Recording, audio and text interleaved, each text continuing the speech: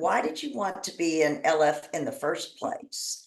And is it a good time for you now? Some of you have never taught, some of you have taught, it's been a long time. So we're all coming at different spots, which is really a great way for a class to begin.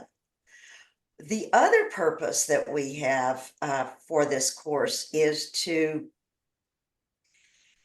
help facilitate partnership. You know, partnership is so important. Often we can do something on our own. It seems so easily to do it on our own.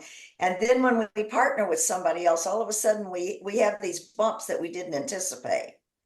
So we will be practicing partnership with each other on this course, and you will have a partner for the duration of the course. And so I'm just really happy that you're here and that you took a step forward. One piece about that partnership is we want you to hold it in the context as if you're developing a course with that partner.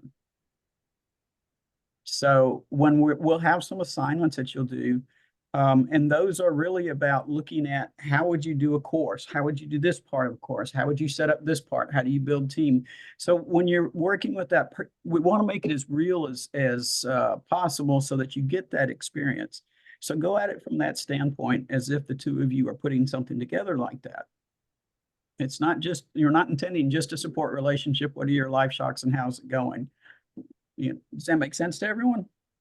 Mm-hmm. Okay, great. So we're going to enter a breakout room so that you can just have some minutes in a small group, either pairs or triads, to just share why are you here. You'll each have 5 minutes. Let somebody be the timekeeper. I think probably partners would work, Karen. And just, you know, share a little bit about yourself and why you're here. Good to see you here. Yeah, good morning, good evening. So sorry to translate it. My mind drifted. Apologies for That's coming. okay. You're here now, and that's what matters. I might have to make Sylvia host. That's fine. To be able to go into a room. So welcome back. I hope that was helpful to have a little outflow and connection with other members of the class. So what we want to do at this point, probably you've seen the names of the classes, so you got a little bit of a picture of what was going to happen during this time that we're going to be together. Those were names, though they didn't really give you an idea. And part of what we'll be doing is we're going to be using some of the more to life processes, obviously, and some things like that, but we're putting together in such a way with a flow that we're hoping it creates a journey through these 6 sessions, and that each session feeds into the next. So some things that you'll see will be familiar to you. Quite a bit of it will be familiar to it, but it'll be focused in particular ways. Now, the other thing that we accounted for in the design here is that we accounted for a wide range of experience. We knew that this course, and hopefully it gets offered after this repeatedly, that it becomes an educational course to help LFs develop, that people would be coming in with no experience all the way to experienced facilitators. So we want it to be an engaging class. One of the things that we were absolutely certain about is that we wanted to have a safe and conscious environment in this class where you can just be yourself and say what's true for you. And, you know, we'll have some difficulties along the way, like we've had with technology today. And, you know, just trust yourself and let's trust each other, and we will walk down this path together. This talks a little bit about the contents in each of the 6 sessions, just to give you an idea of what the flow is going to be like and some of the things that we're going to be covering. We're also aware that there will be facilitators who aren't very Zoom savvy. So there's going to be some information in here about how to present online courses and what kinds of things to look for. So in this session today, why I want to be an active LF. So we want to look at your purpose and fire, getting that fire about being a facilitator, and what gets in the ways, fears, challenges, concerns, and just look at that. Because oftentimes I know when I'm trying to build a course, I'll get stuck in some things, or my mind talk will get me about something. So first we want to get some of that understood and cleared away. And then next is how to get started, about enrollment, about actions and activities that are part of building class. So it's a little bit, there's some tactical and there's some information about enrollment. Overcoming fears and challenges, starting a course and planning, exploring highlights of the course. Why would somebody want to enroll in a particular course? And what is it about you that would attract somebody to take your course? We all have our own like value presentation, the things that we're strong at, the things that we're interested in that can become part of how we enroll people is how we go about leading it, facilitating it ourselves. And then what's an elevator speech? We'll look at how can we talk about this in a way that's concise and really gets people's attention. Then we look at using that speech and talk about 4 different kinds of prospects. And how to approach each one of those. So customizing that so we get better and better at talking to prospects. And then how to use particular enrollment points for each of that kind of person. Because having those conversations can get difficult. And the more you know about how to build those and how to identify what might interest somebody, the better those are going to go. Then we'll go back into enrollment, about conversational skills, empowerment skills, how to use that. How do you identify, like if I'm having a conversation with Sylvia, how do I know which one of those 4 prospect types she is? And then how do you customize a conversation on the fly? And then finally, it's about building preview events, how to do that, and building a team, and any needs for the team. So we tried to make a balance of experiential and personal growth and exploration, along with some of the tactical stuff. We didn't want it to all be tactical because that gets a bit dry after a while. So that's the plan of the flow. And we do want to work with our support partner as if they are your co-facilitator on a course, the course you're building together. So we're going to be practicing our partnership, practicing our leadership. It's that flow with somebody else where somebody steps forward, the other person steps back, and then you go back and forth. It's a lot easier in theory than sometimes it is in actually doing it. So you'll have a partner in this class, and it may or may not be the partner you end up offering a class with, but I think it'll be a good experience in co-creating. That's one of the things about that is in partnership, it often reveals growth edges for us. And I know when I first started partnering with people, one of the things that it took me a bit to learn was trusting that the other person was for me and not holding back or being defensive or something. So we'll all have different edges at different times. And that's the other thing we want these support partnerships to help with, is to show what your current edge is and help you work on that. There is the confidentiality about we don't share outside of the class. We want this to be a safe space, and we don't want people going out. It's great to share your experience, just not anybody else's. And then agreements. Karen, did you want to display the agreements? I think Amina was going to. Amina? Okay.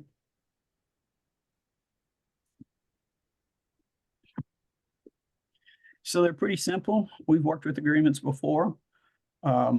Show up on time, and on time is the start time, but we recommend and appreciate if you're able to get here a few minutes early. Like Sylvia said a little bit earlier, we typically do a crisp start. And this way, if you're having any kind of hardware issues or something, that you have some time to contact us, work it out, we can support you. Participate fully. Each of us gets to make a decision about what fully is, but just notice how you're being in the class. All of this is an experiential examination of how we're showing up and what's getting in our way. We'd like you to turn off other electronic devices just so that you're not getting distracted by something. If you're participating on your phone, obviously you need to leave that on.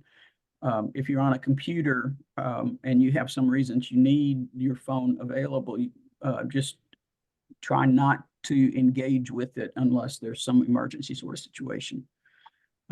We'd like you to meet The agreement is to meet with your support partner between classes. Obviously, we're pretty spread out around the world, so that likely is going to be online. And we can talk about that a little bit more later. And complete assignments impeccably. And impeccably is not perfectly, it's to the best of your conscious ability. And again, it's another opportunity for us to hone our skills and look at how we're working with something. Any questions about the agreements? So as we were designing this class, and I just want to say Beth McAlpine from South Africa was also on our team and doing this design with us, and then her schedule just got too full, but she is sending her love and her wants for us to have a class that really fits a need for people. Because when you're thinking about offering a class, I mean, it's like open season on fear to come up, you know, being afraid about enrolling the team. How am I going to enroll them? Are they going to support me? Blah, blah, blah, blah.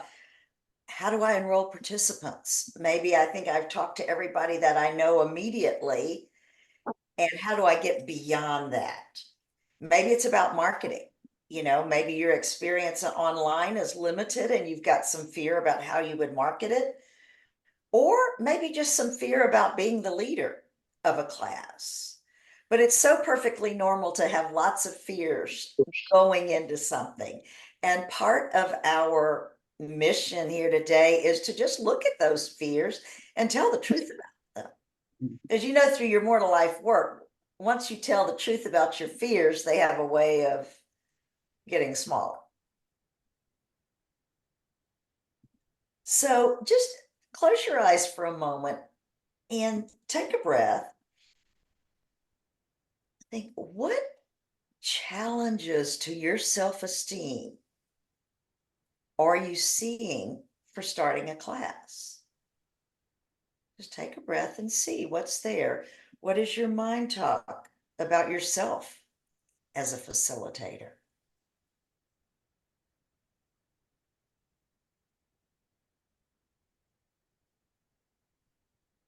Okay, you can open back up.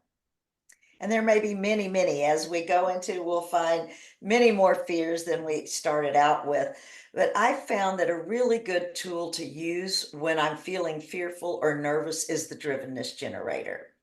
That, you know, it's part of the licensed facilitator material. It's also part of the More to Life weekend. So I'm wondering if anybody is willing to work with a drivenness generator. Ross is going to put a generator up, and to do brave enough to do a little exploration about what are you afraid of when you're thinking of me as a LF. I have to, or else is generally the way we start a drivenness generator. So who might be willing to work with me on the drivenness generator? Okay, Dita, thank you. So you can go ahead and take yourself off mute. And everybody just take a breath and just be with Dita. So Dita, when you were thinking about running a class, what are some of the expectations and demands that you have of yourself? I have to know it all. I have to know it all. I have to be able to answer all the questions properly. Mhm. Yes. I have to be able to know the work substantially and deliver a good class without stumbling. If I'm partnering with someone, I need to be able to feel their energy and work with them. And also, I have to look like I know what I'm doing, or else people are going to think that I am a fraud or a failure, that I shouldn't be teaching this work. and that I'm taking their money for nothing. Okay, let's take a Um, breath here and we'll let Ross catch up with us under the or else. People will think I'm a sorry. fraud. People will want their money back. Yeah. Keep going, Dita. People won't trust me. I will not believe in myself, and I won't trust myself. I will be too scared to take a chance. So I have to do better than other people. I Or else? have to, or else people will know that I'm not good enough. I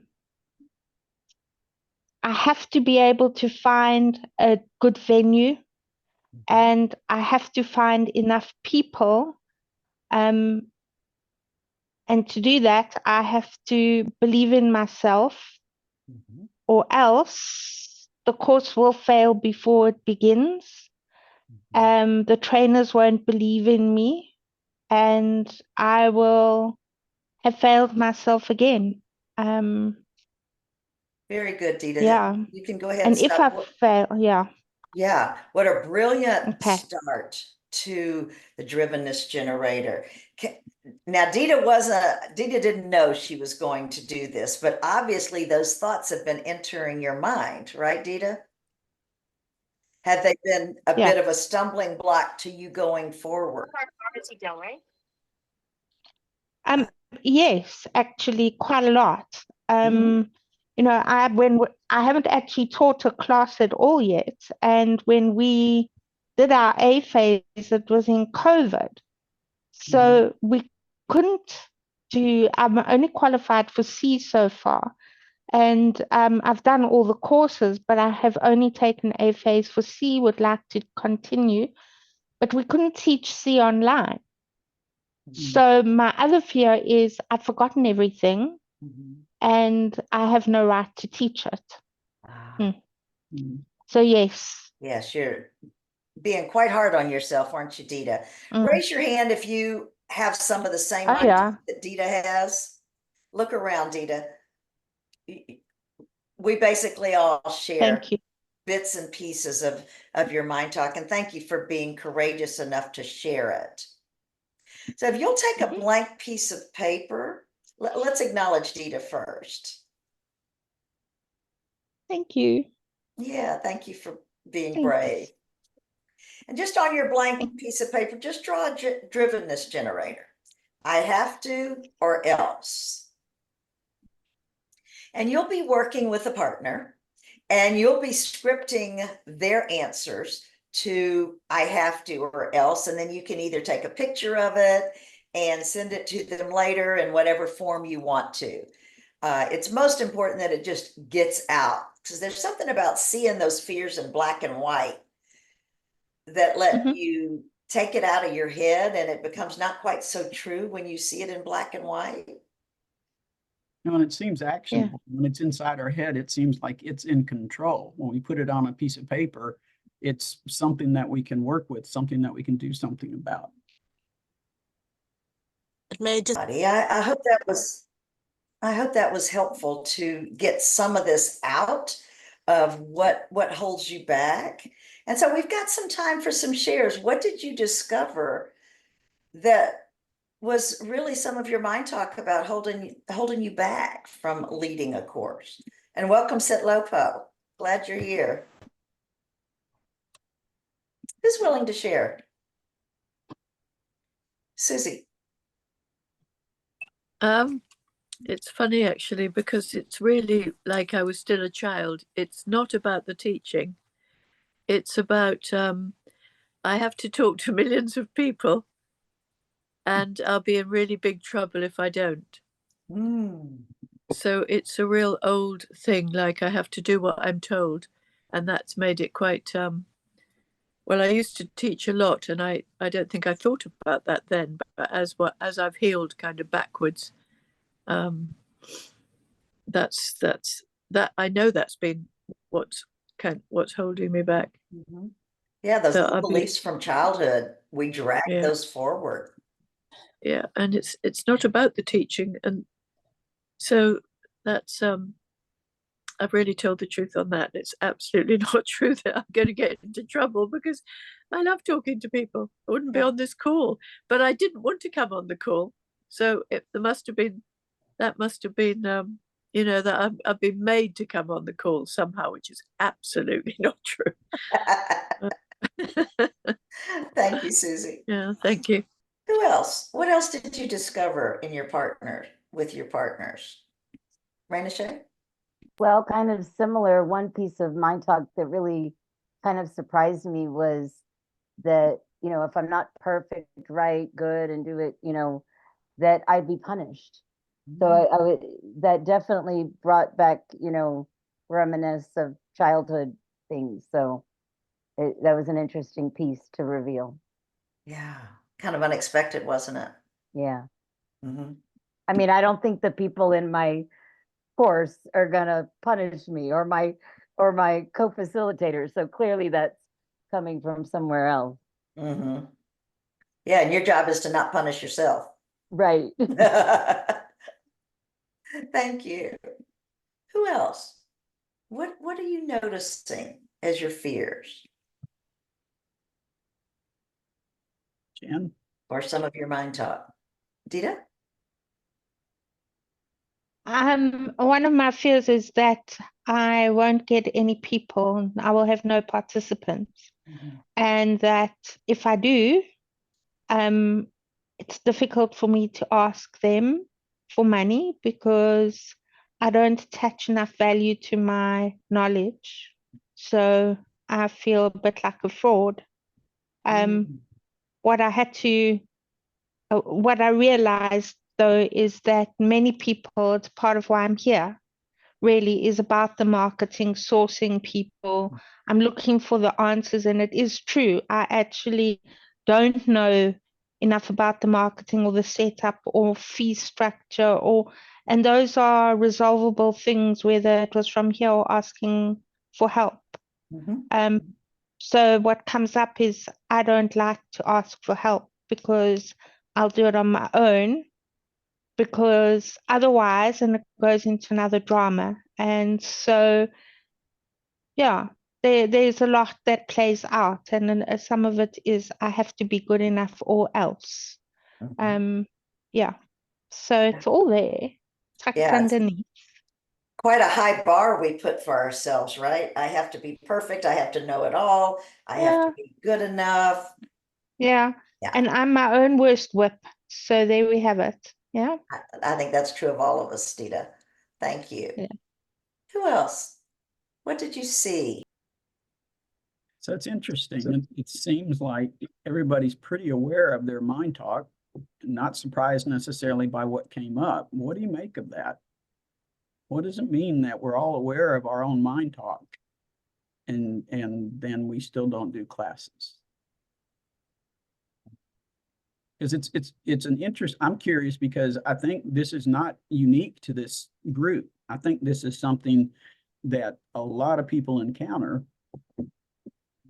And if we knew the answer to that question just for us alone, it'd be great. So we know what our mind talk is. What's happening?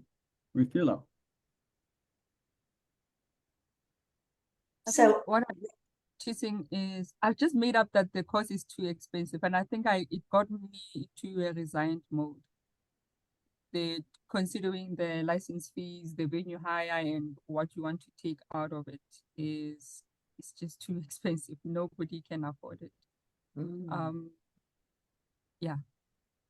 Yeah, nobody can afford it. Even though all of us paid in the first place to become licensed facilitators and continue to pay for courses, it's easy for that mind talk of people can't afford it. And that's the place where you can start getting creative. You know, Sylvia and I have done a lot of classes together, and And it's our intention that people are able to come in paying what they're able to. As many as possible that have the means will pay the full price, and then other people will still come in. And so that's how we adjusted it to try and make it still available to people. So the other nice thing about online is you don't have to have a venue, and that saves that cost. So there's various ways about going about it that actually may result in a situation that you really enjoy and that works for you. And Amina will talk with us later in the course about really approaching it as a business.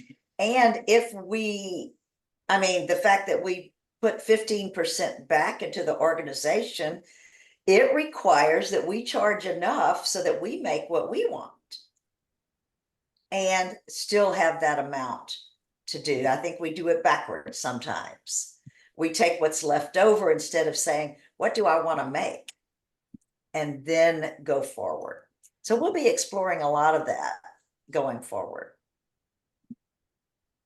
Thanks. So Ross is going to lead us through a bit of a guided meditation to see a little bit different lens for ourselves. Yeah, well, like I noted, we're all really aware of our habitual mind talk, the core beliefs and guided beliefs that we tend to fall into. But there's another side of us that we don't necessarily engage with as much. And the more we can learn how to engage with that, the better we'll be able to deal with the mind talk and also to inspire ourselves and others. So this is just a bit of a short guided meditation, 3 to 5 minutes, something like that. So find yourself comfortably in your chair, allowing your chair to support you, backbone straight, chest open so your lungs are able to easily breathe in and breathe out.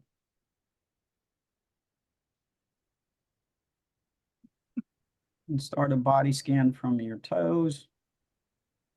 And notice any uncomfortableness, pain, tension, and just release it with each exhale. In through your nose, out through your mouth.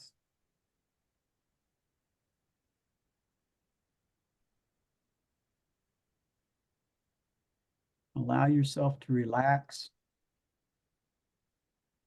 Settle back into your spirit. There's nothing to do in this moment. Nothing that you have to be. Just be.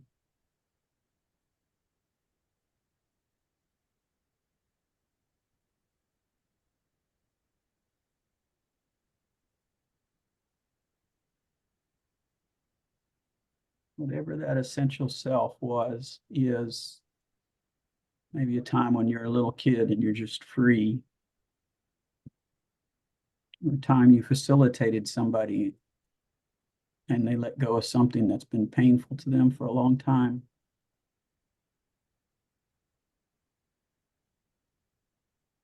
Times where your spirit aligned with your purpose. It's just the freedom in that. Trust and faithfulness in yourself and what is.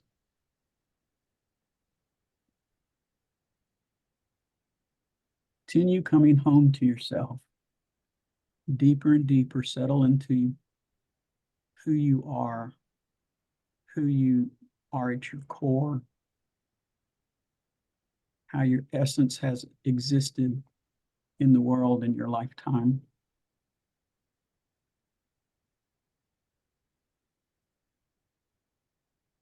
Become deeply present to your spirit. As if the world is slowing down. You're just in that slow momentum of your spirit.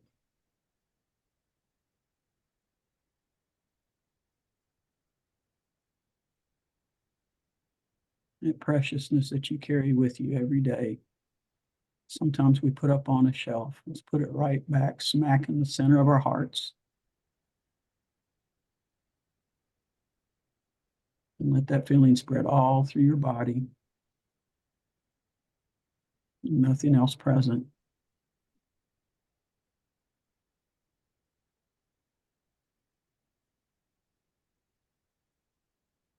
There's something here that's always been true about you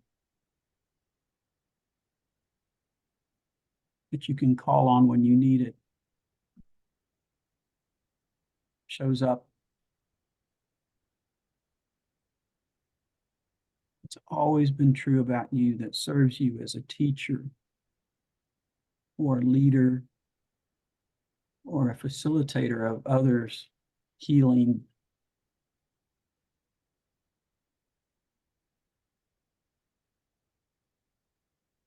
Facilitator of your own healing.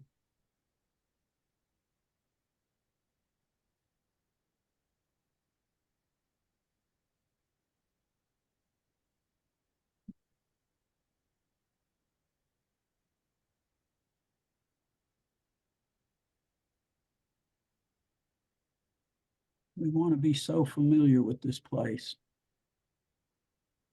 We want to be able to find it easily. One breath. Coming back home. This is the conduit that allows us to create the space for other people's journey. Intentional but not attached. Compassionate alongside. Safe. Empowered. Present. Gentle.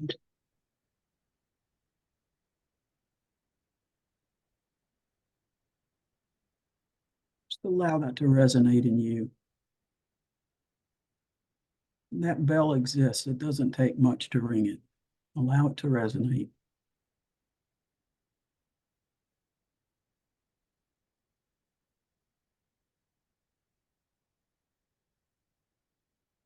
Notice what you're feeling now. How easily the air comes in and out of your lungs. Your heart continues its march.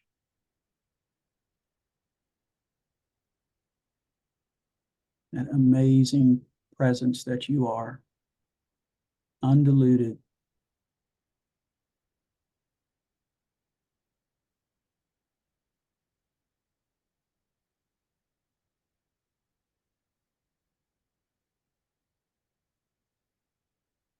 Fully home.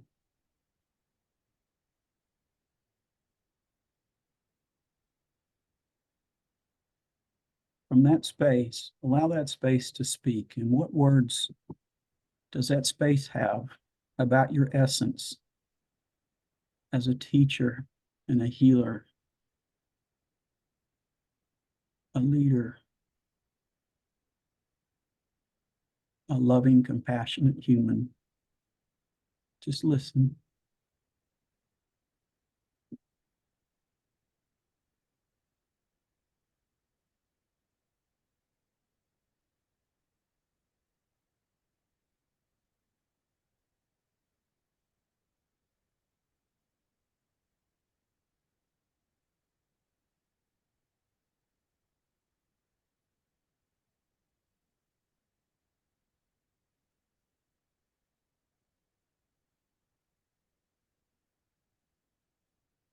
So gently take 3 conscious breaths and bring yourself back to the space. Holding those words.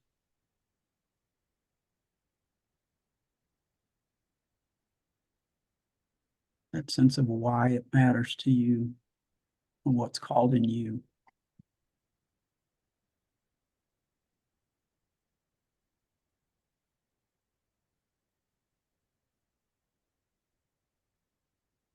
Another breath or two. Come back and connect with these pathmates on the journey with you right now.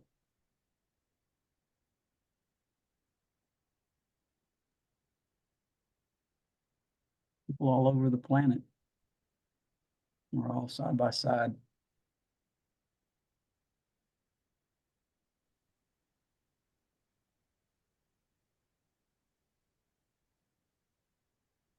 Thank you, Ross.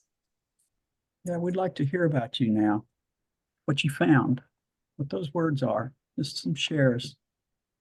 So this is a space we sometimes have difficulty finding. So what did you find? Competent. Mhm. Competent. And what was the feeling that went with competent? Kind of like a sense of pride. Mm. Mhm. Kind of like? Well, my mind talk is Nope, no mind talk, just a feeling. I felt grounded. There. Just a simple truth. Thank you. It's important that, go ahead, Greg. Just found a real peacefulness and relaxation. Mm. Yes, thank you.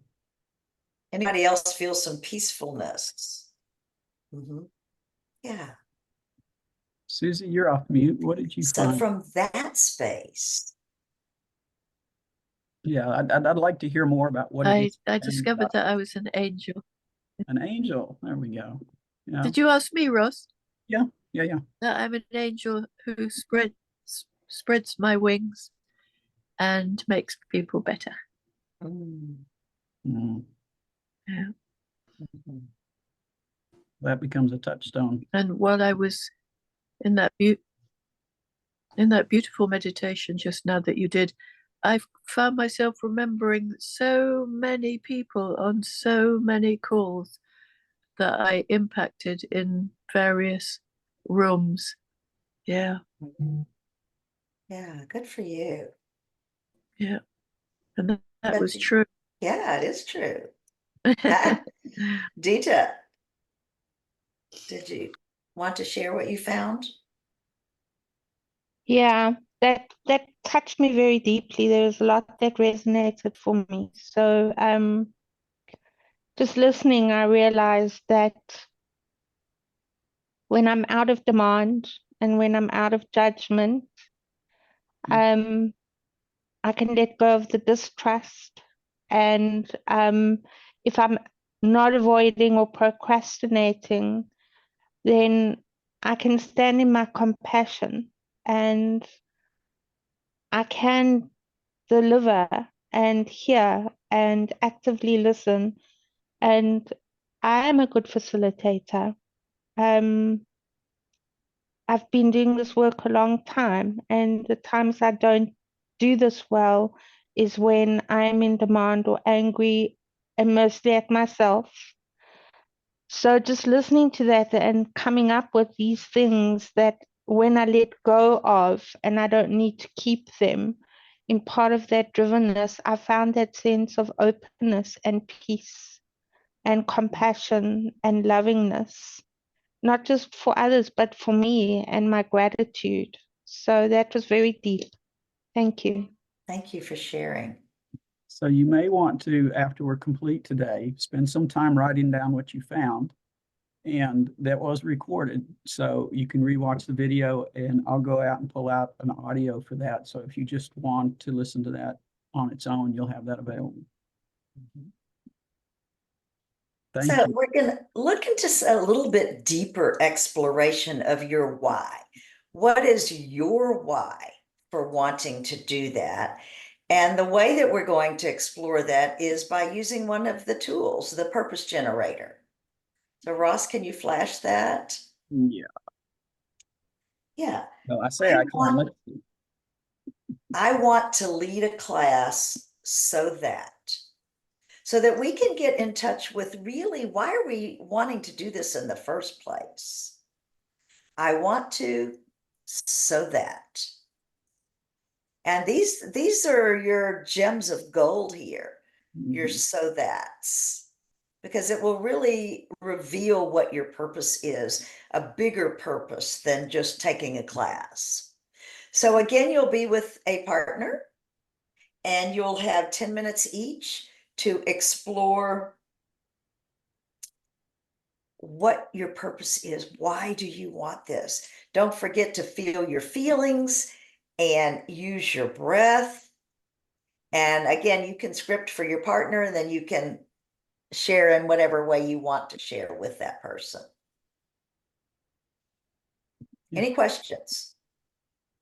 So go ahead and open to a clean spot and just write, I want to, so that. So that when you are in the room with your partner, you'll be ready to go.